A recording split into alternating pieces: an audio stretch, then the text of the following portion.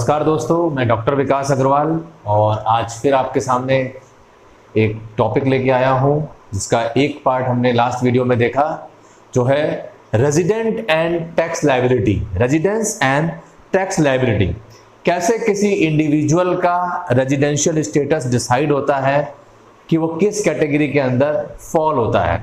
वो ordinarily resident है, not ordinarily resident है या नॉन रेजिडेंट है। और आसान भाषा में कहूं, लास्ट वीडियो में हमने सेक्शन 6 को पूरा समझा था कि भाई एक रेजिडेंशियल स्टेटस डिसाइड करा था किसी इंडिविजुअल का।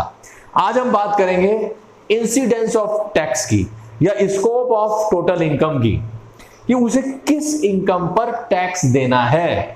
ये तो हमने डिसाइड कर लिया कि भाई ये ऑर्डिनरली है, नॉट ऑर्डिनरली है कि नॉन रेजिडेंट है, लेकिन उसे किस इनकम पर टैक्स देना है। तो दोस्तों ये है नेचर ऑफ इनकम, जैसा हमने लास्ट वीडियो में डिस्कस करा था। सेक्शन 5 के अंदर ये आता है। अब सेक्शन 5 के अकॉर्डिंग इनकम को हम दो कैटेगरी में बांटते हैं, एक इंडियन इनकम और एक फॉरेन इनकम। तो पहले हम समझते हैं दोस्तों इंडियन इनकम का कंसेप्ट।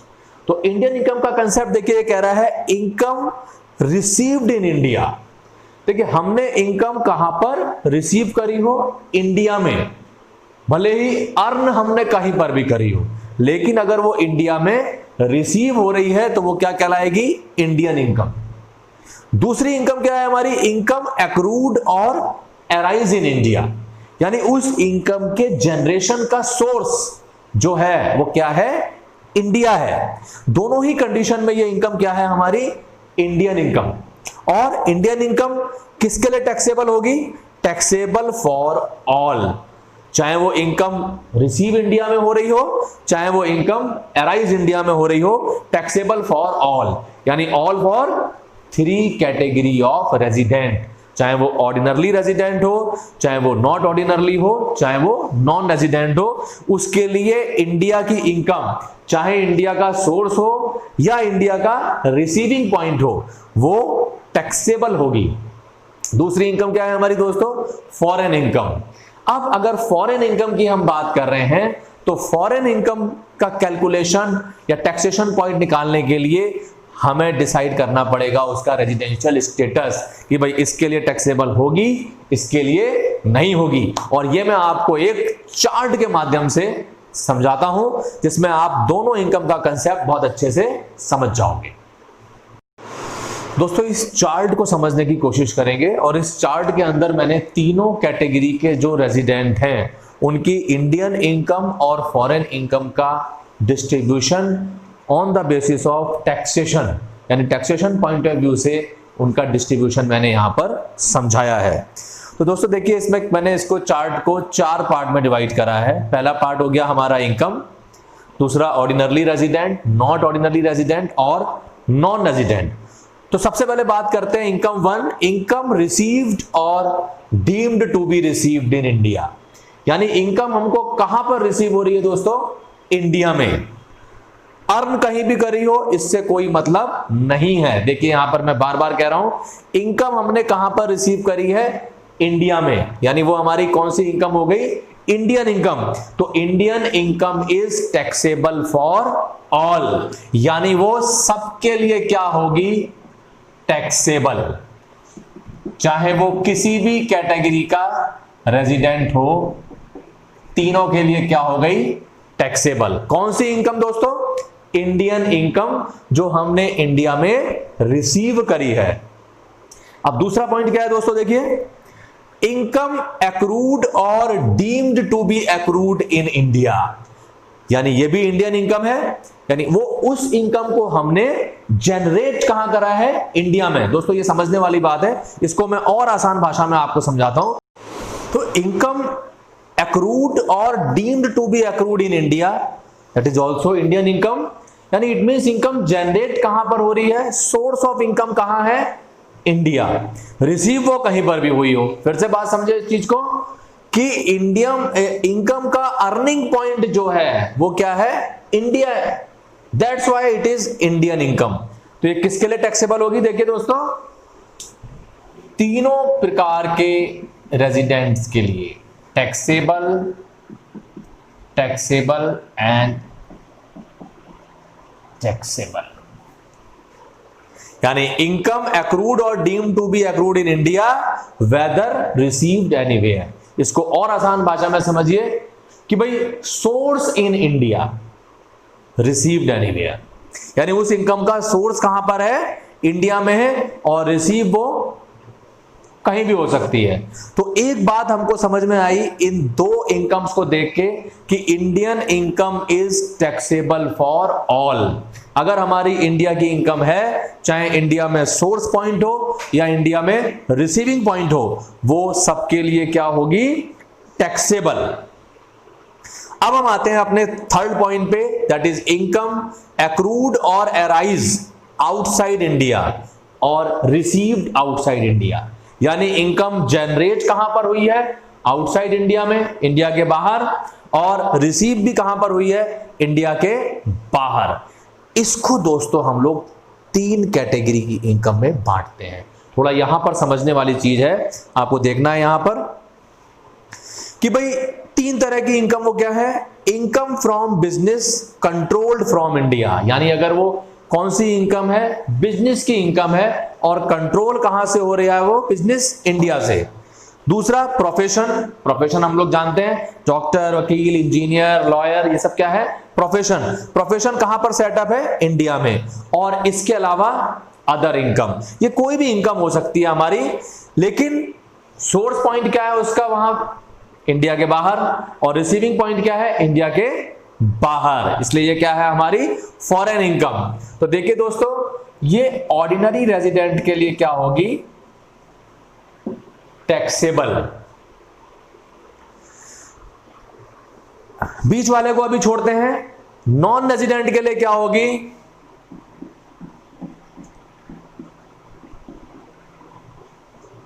नॉट टैक्सेबल, यानी ये टैक्सेबल नहीं है। किसके लिए, नॉन रेजिडेंट इंडियंस के लिए, एनआरआई के लिए ये टैक्सेबल नहीं है।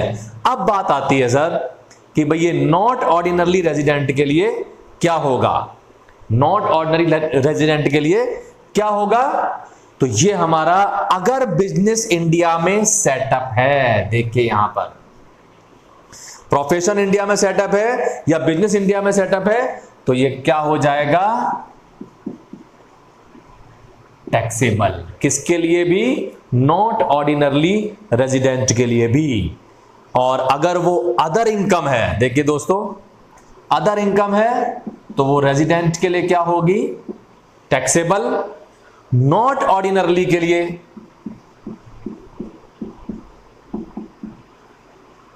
नॉट टैक्सेबल, और एनआरआई के लिए भी नॉट टैक्सेबल। फिर से इस थर्ड पॉइंट को एक बार फिर से समझते हैं, इनकम एक्रूड और arise outside India, received outside India, यानी ये कौन सी इनकम है हमारी, फॉरेन इनकम। तो एक बात हमको ये समझनी है दोस्तों, इस चार्ट से तुमको अंदाजा आ रहा होगा कि एक ऑर्डिनरली रेजिडेंट अपने पूरे वर्ल्ड की इनकम पे टैक्स दे रहा है, चाहे उसने इंडिया में रिसीव करी या इंडिया में रिसीव नहीं करी, चाहे वो उसकी इंडियन इनकम थी चाहे वो फॉरेन इनकम थी। यानी सबसे ज्यादा टैक्स कौन दे रहा है, ऑर्डिनरली रेजिडेंट। दूसरा पॉइंट आता है भाई, income from business controlled from India और income from profession set up in India, ये किसके लिए टैक्सेबल होगी, नॉट ऑर्डिनरली के लिए भी टैक्सेबल होगी। इसको आसान भाषा में समझिए कि भाई इसका कहीं ना कहीं कनेक्शन किससे है, इंडिया से। वो बिजनेस कंट्रोल कहां से है, इंडिया से। वो प्रोफेशन सेटअप कहां पर है, इंडिया में। इसलिए ये नॉट ऑर्डिनरली के लिए क्या हो जाएगी, टैक्सेबल। लेकिन नॉन रेजिडेंट के लिए क्या है, नॉट टैक्सेबल। ऐसी अदर इनकम में क्या क्या आ सकता है दोस्तों, डिविडेंड आ सकता है, उसका इंटरेस्ट आ सकता है, उसकी सैलरी आ सकती है, किसी भी तरह की इनकम किसी भी हेड की। तो अदर इनकम में ऑर्डिनरी रेजिडेंट चूंकि अपने पूरे वर्ल्ड की इनकम पर टैक्स देना है, टैक्सेबल। नॉट ऑर्डिनरली के लिए नॉट टैक्सेबल और नॉन रेजिडेंट के लिए नॉट टैक्सेबल।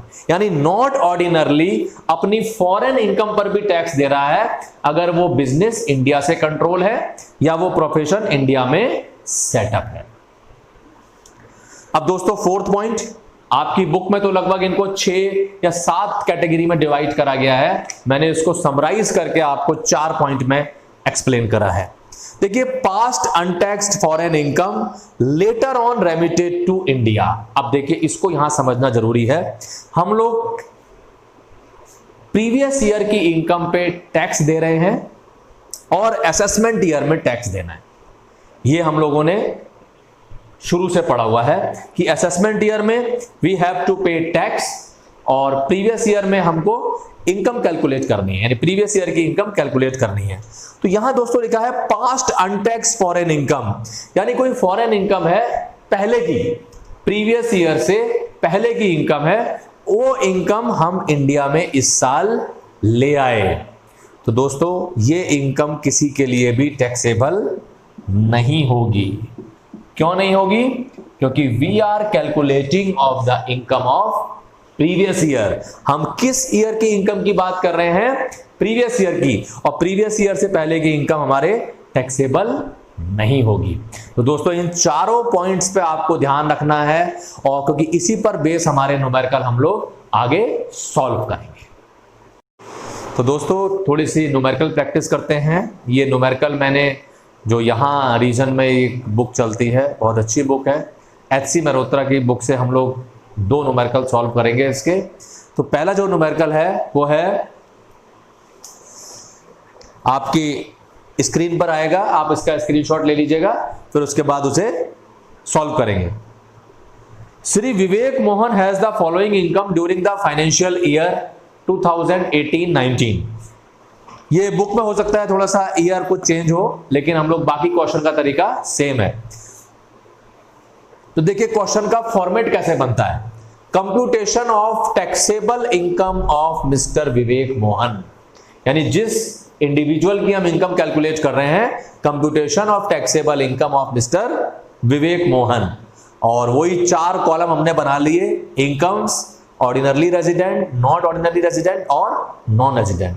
तो दोस्तों, इसमें पहला पॉइंट क्या है? Income from business in Kolkata managed from USA, और इनकम कितनी रिसीव हुई है? 25,000। तो भाई इसको यहां हम लिखेंगे। पहले देखिए, मैं शॉर्ट में लिखूंगा, आप लोग इसको मेरे संग संग करें या मेरे बात करें। Income from business in Kolkata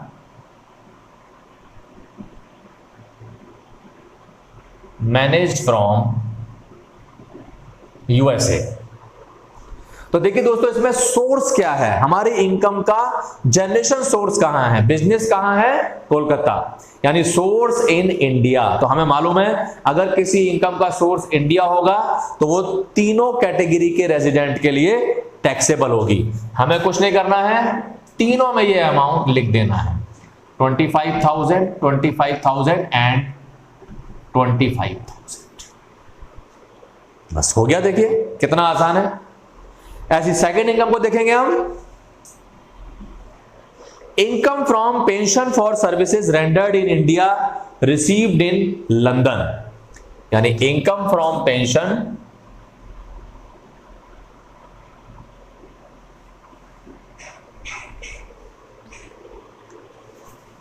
services in India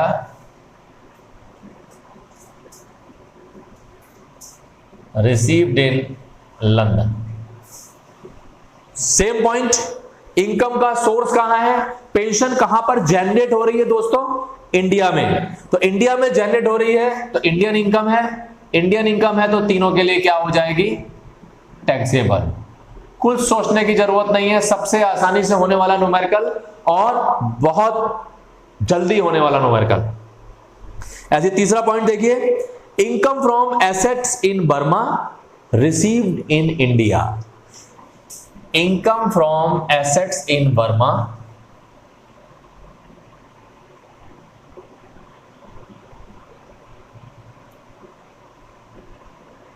received in India. यहां पर दोस्तों देखिए, सोर्स कहां है? बर्मा, लेकिन इनकम रिसीव कहां पर हो रही है? इंडिया में। तो इंडिया में रिसीव हो रही है, इसलिए कौन सी इनकम है? इंडियन इनकम है। तो इंडियन इनकम है तो दोस्तों किस में आएगी? आपका जवाब क्या होगा? सर तीनों में आएगी। तो हमें कुछ नहीं करना है, फटाफट 10,000 10,000 10,000 तीनों में लिख देना है। बहुत अच्छा चल रहा है। 3 इनकम हम लोगों ने कितनी जल्दी निकाल के रख दी। देखिए fourth point, profit from business in Sri Lanka deposited in a bank there. इसको लिखते हैं यहां पर, profit from business in Sri Lanka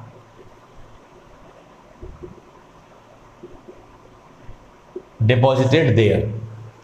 तो दोस्तों ये पॉइंट क्या है, इनकम का जनरेशन का सोर्स कहां है, श्रीलंका, और इनकम रिसीव कहां पर हो रही है, श्रीलंका। उसका इंडिया से कोई भी कनेक्शन नहीं है। इसका मतलब ये कौन सी इनकम है दोस्तों, फॉरेन इनकम। और जब फॉरेन इनकम है तो ये किसके लिए टैक्सेबल होगी, सिर्फ ऑर्डिनरली रेजिडेंट के लिए, बाकी दो के लिए टैक्सेबल नहीं होगी। तो इसमें हम डैश कर देंगे। नेक्स्ट पॉइंट में चलिए दोस्तों, नंबर 5th पॉइंट। आप अपने क्वेश्चन को भी देखते रहिए साथ साथ। Income from profession in Kenya receive there, the profession was set up in India. तो income from profession in Kenya, income from profession in Kenya setup in India. अब देखिए दोस्तों, इनकम का सोर्स कहां पर है, कीनिया में। इनकम रिसीव कहां पर हो रही है, सर कीनिया में। इसका मतलब ये क्या है, फॉरेन इनकम है। फॉरेन इनकम है तो सिर्फ किस में आएगा, देखिए दोस्तों, फॉरेन इनकम है तो सर ये सिर्फ एक में आएगा, यानी ऑर्डिनरली रेजिडेंट में। लेकिन सर इसमें एक बात लिखी है, क्या बात लिखी है, the profession was setup in India. ये प्रोफेशन सेटअप कहां पर है, इंडिया में है। तो इंडिया में सेटअप है तो आपको कुछ नहीं सोचना है, सिर्फ नॉट ऑर्डिनरी के लिए भी ये अमाउंट लिख देना है। क्योंकि अगर नॉट ऑर्डिनरली रेजिडेंट है वो अपनी उस फॉरेन इनकम पर भी टैक्स देगा जो इंडिया से कंट्रोल्ड होगी या इंडिया में उसका सेटअप होगा। 6th पॉइंट पे चलते हैं दोस्तों। Profit on sale of machinery in India received in Nepal. Profit on sale of machinery in India, profit on sale of machine in India received इन नेपाल। तो देखिए दोस्तों, इसमें इनकम का सोर्स कहां है, इनकम जनरेट कहां पर हो रही है, इंडिया में। रिसीव वो कहीं पर हो, इंडिया में सोर्स हो या इंडिया में रिसीव हो, it means that is Indian income. वो इंडियन इनकम है। इंडियन इनकम है तो क्या होगा, आपको पता है, वो तीनों के लिए टैक्सेबल होगा। नेक्स्ट पॉइंट है दोस्तों 7th point, interest on UK government securities half of which received in India. अब देखिए बहुत मजेदार पॉइंट है दोस्तों, interest on UK government securities 1/2 received in India. दोस्तों ये क्वेश्चन करने का मैं तुमको आसान तरीका बता रहा हूं। अगर किसी क्वेश्चन में बहुत सारे पॉइंट दिए हो कि half of which receive there, half of which receive control from this, काफी सारे पॉइंट दिए हो तो उसको स्टेप बाय स्टेप हमको करना चाहिए। देखिए interest on UK government securities, अगर खाली इतना लिखा होता क्वेश्चन के अंदर, इट मींस ये हमारी फॉरेन इनकम है।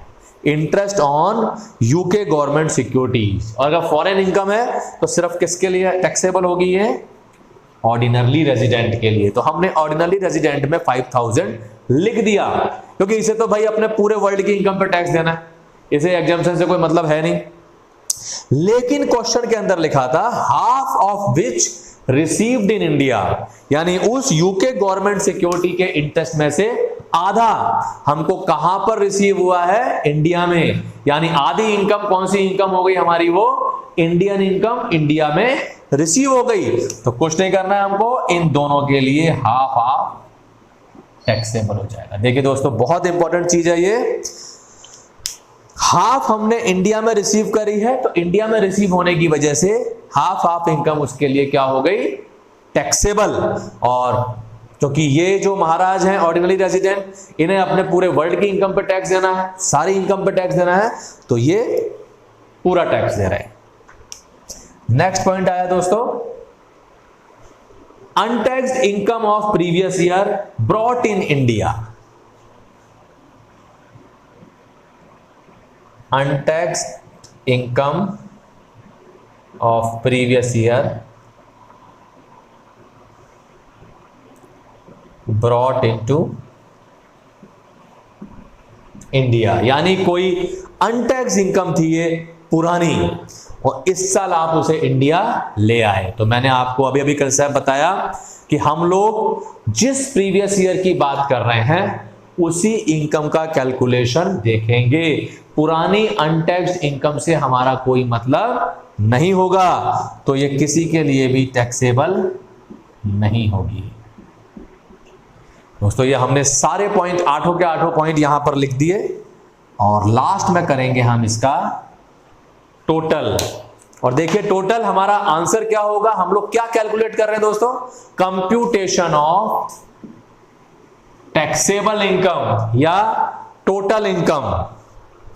तो ये हमारे आंसर में लिखेंगे हम टैक्सेबल इनकम, और इसका हम लोग टोटल कर लेंगे। 25 और 15 40, 50 60 65, 65 और 5 70 80 90 95, यानी ये आया हमारा 95,000। ये आया हमारा 25 15 40, 10 50, 10 60 65 65, 65 और 10 75, 75 और 25 77,500।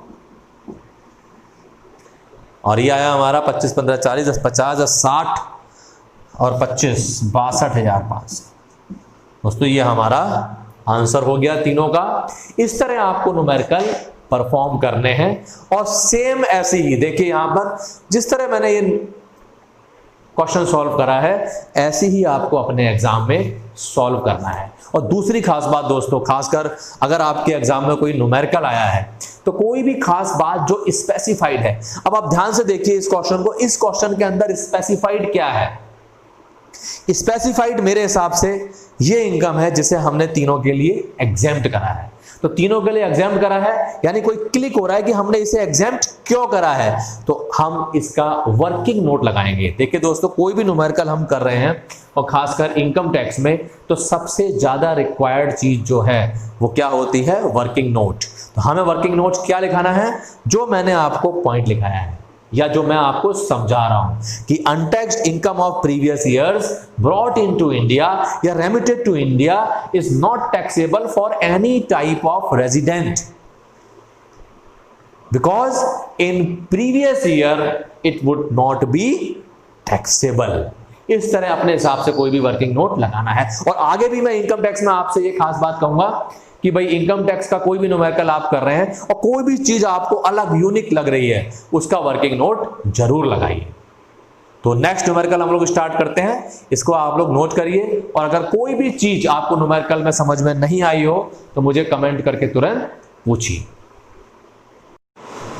दोस्तों, एक और न्यूमेरिकल करते हैं, क्योंकि इनकम टैक्स की एक खास बात यह है, जितना भी आप न्यूमेरिकल पार्ट स्ट्रॉन्ग करेंगे उतना ही आपके वो काम आएगा।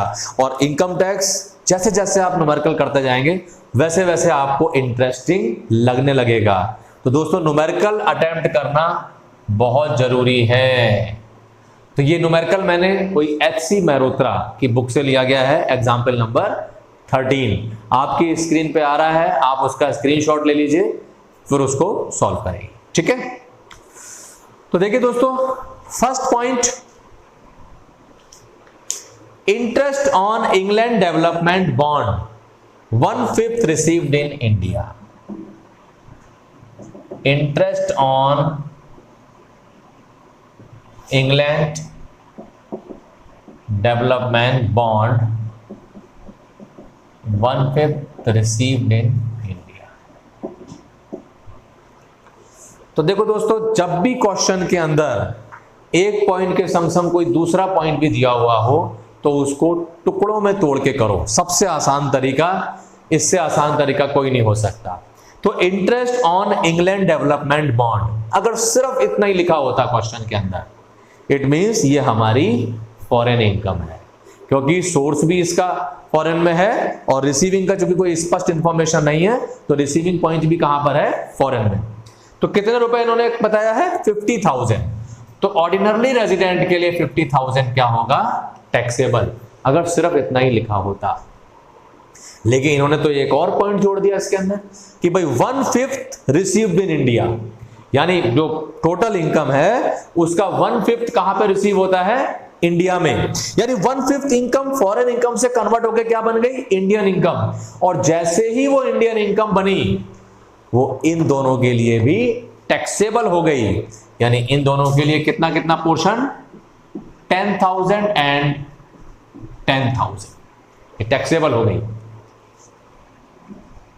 सेकंड पॉइंट देखिए दोस्तों, income from agriculture in America received there but later on remitted to India. देखिए income from agriculture in America, देखिए मैं शॉर्ट में लिख रहा हूं बोर्ड छोटा होने की वजह से, लेकिन आप लोग इसको कॉपी में पूरा करेंगे। Receive there remitted to India.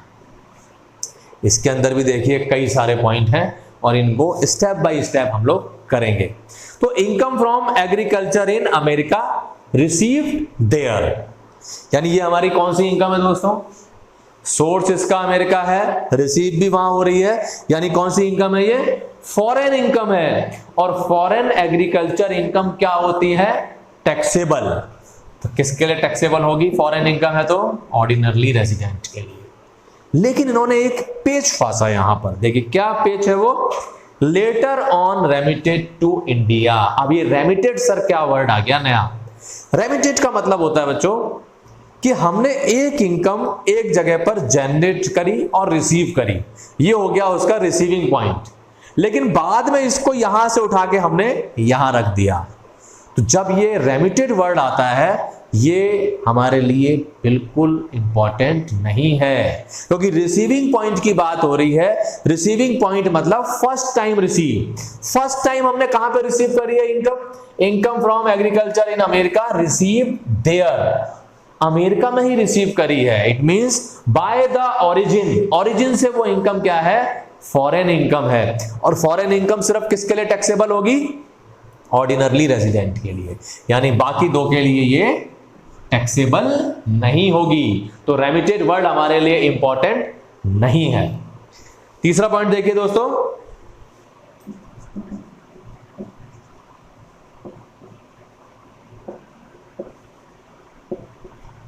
Income from property in Canada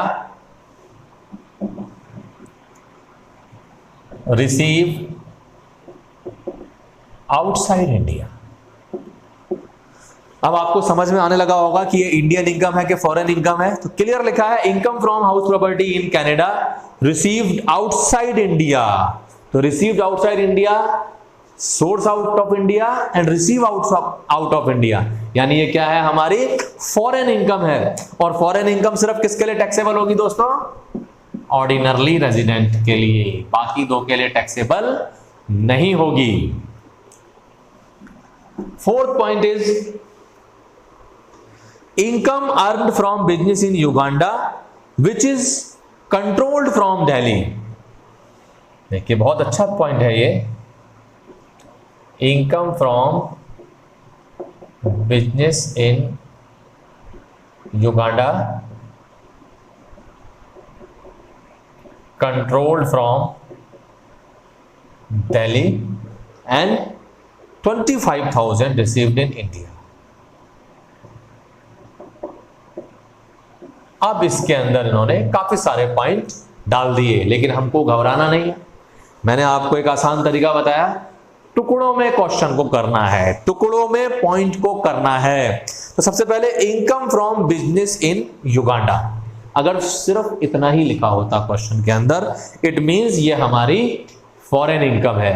तो जितनी भी फॉरेन इनकम है टोटल, वो ऑर्डिनरली रेजिडेंट के लिए टैक्सेबल होती है। बिल्कुल जी, टैक्सेबल कर दीजिए आंखें बंद करके।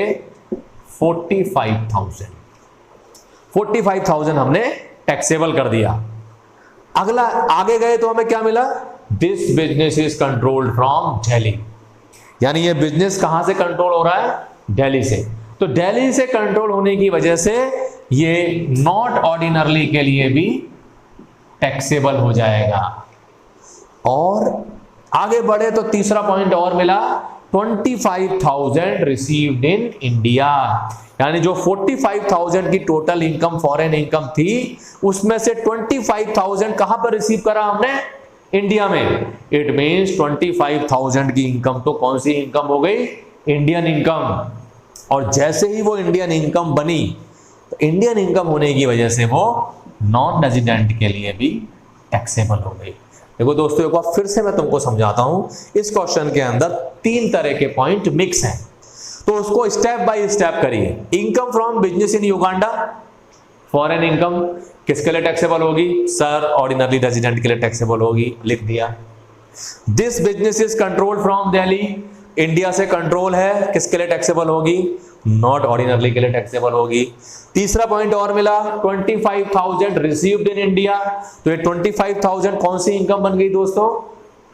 इंडियन इनकम बन गई। इंडियन इनकम होने की वजह से ये नॉन रेजिडेंट के लिए भी टैक्सेबल हो गई। फिफ्थ पॉइंट देखिए, dividend paid bye A domestic company, dividend paid by domestic company receive outside India. कुछ याद आ रहा है दोस्तों? Dividend from domestic company, dividend from Indian company, कुछ याद है तुम लोगों को इस चीज के बारे में? याद आना चाहिए दोस्तों। हमने कहां पढ़ा है ये?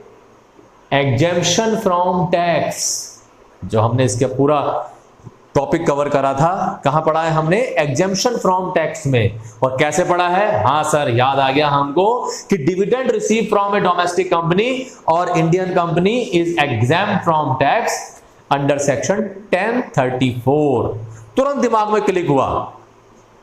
तो डिविडेंड अगर डोमेस्टिक कंपनी से मिला है, इंडियन कंपनी से मिला है, तो वो सबके लिए एग्जेम्प्ट होगा, चाहे वो किसी भी कैटेगरी का रेजिडेंट हो।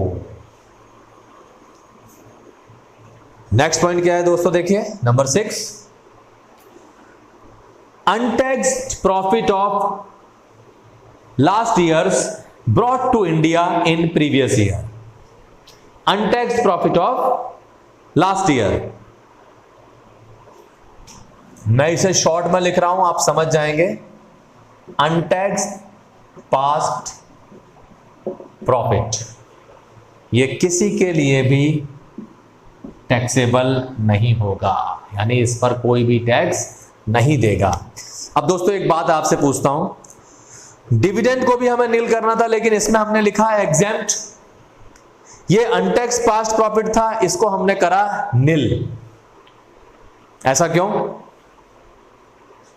दोस्तों ऐसा इसलिए क्योंकि डिविडेंड हमारा सेक्शन 10 के अंदर एग्जेम्प्ट है, और जो पास्ट अनटैक्स प्रॉफिट की बात हम कर रहे हैं वो हमारे करंट ईयर में टैक्सेबल नहीं है। ये दोनों बातों में अंतर होता है।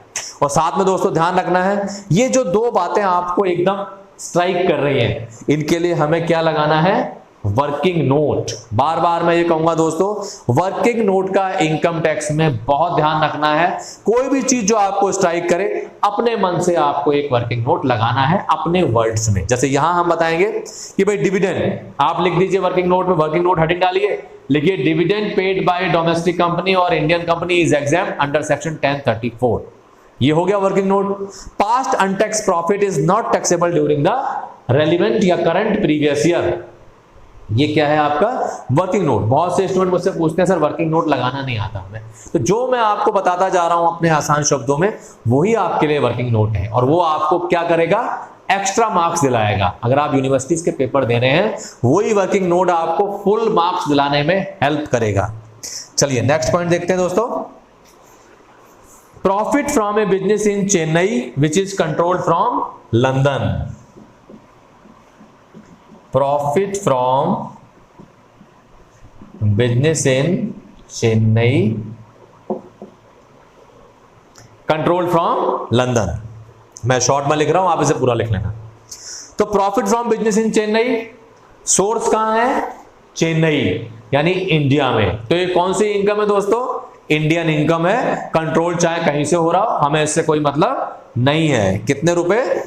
2 लाख रुपए। तो हमें कुछ नहीं करना है क्योंकि इंडियन इनकम है, सबके लिए टैक्सेबल होगी, सबके लिए हमने लिख दिया। नेक्स्ट पॉइंट क्या है दोस्तों? देखिए, profit on sale of A building in India but received in Sri Lanka. Profit on sale of building, profit on sale of, आप लोग कॉपी में पूरा पॉइंट लिखेंगे दोस्तों, मैं शॉर्ट में लिख रहा हूं। तो profit on sale of building in India, source कहां है? Sir India. इंडिया है, इट मींस इंडियन इनकम है। इंडियन इनकम है तो किसके लिए टैक्सेबल होगी? तीनों के लिए टैक्सेबल होगी। सर ये चीज हमको बहुत अच्छे से आ गई है।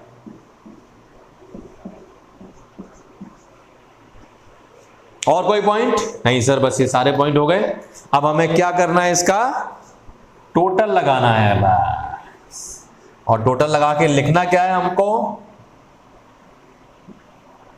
Taxable income. तो कितना हो गया ये? डायरेक्ट लिख रहा हूं मैं इसको, आप लोग देखिए और फिर मैच करेंगे। 4,34,000, 2,73,000 एंड 2,53,000। ये हम लोगों का टैक्सेबल इनकम हो गया। दोस्तों इस क्वेश्चन में कोई खास बात आपने नोट करी इसमें या इससे पहले वाले क्वेश्चन में? खास बात मैं आपको बताता हूं, हालांकि बात बहुत छोटी सी है। ऑर्डिनरली रेजिडेंट का टोटल सबसे ज्यादा होगा, नॉट ऑर्डिनरली का उससे कम होगा और नॉन रेजिडेंट का सबसे कम होगा। ऐसा क्यों? सर क्योंकि इसे तो अपने पूरे वर्ल्ड की इनकम पे टैक्स देना है, इसे सिर्फ उस इनकम पे टैक्स देना है जो इंडिया से जिसका कनेक्शन हो, इसको भी उसी इनकम पे टैक्स देना है जिसका इंडिया से कनेक्शन हो। तो इसलिए ऑर्डिनरी रेजिडेंट का टोटल हमेशा सबसे ज्यादा होगा, बाकी दो का इनसे कम होगा। तो दोस्तों ये आज हमने कवर करा रेजिडेंस एंड टैक्स लायबिलिटी और उस पर बेस न्यूमेरिकल। अगर कोई भी आप न्यूमेरिकल आपको नहीं आ रहा हो इस तरह का, तो आप मुझे कमेंट में लिख के पूछ सकते हैं। अगले वीडियो में हम लोग फिर मिलेंगे।